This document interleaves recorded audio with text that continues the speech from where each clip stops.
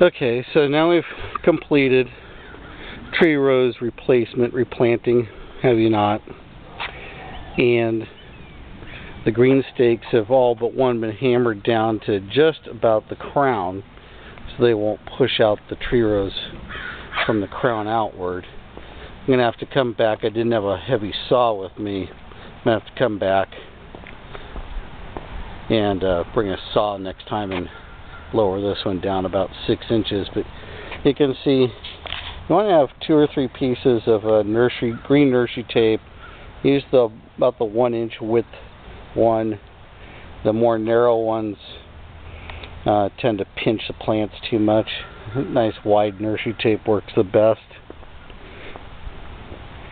They've been thoroughly saturated now. You can see this garden owner likes to have their color kind of mixed up a little bit, and I think that's a great idea too. Have an anemone here, some alstroemeria, primula,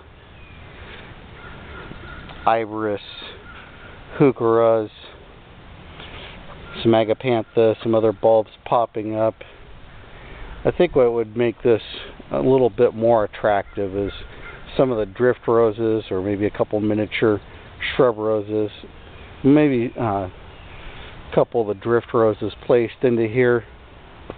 And one reason the color doesn't look that good is that it's been allowed to be decimated by snails and slugs, and it hasn't been fertilized on a regular basis. So it's very important to, when you're going to have color like this, to get out here and apply Sluggo at least once a month, maybe every 3 weeks. Really keep those slugs and snails knocked down. Obviously the gardener doesn't understand proper lawn fertilization. He could have used that lawn fertilizer this time of year, a Nitro King fertilizer with some quick release nitrate in it, to keep the lawn nice and green and to get the color snapped up.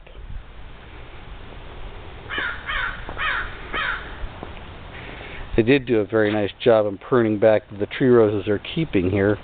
You can see these are very robust in size. A healthy tree rose trunk will keep expanding in size.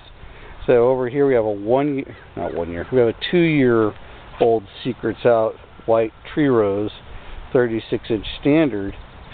These are Jackson and Perkins Geminis, and look at it, they're probably about 5 years old in the ground. And you can see how the trunks have really grown outward. Got nice and strong. Really, the stakes could be removed at this point for sure.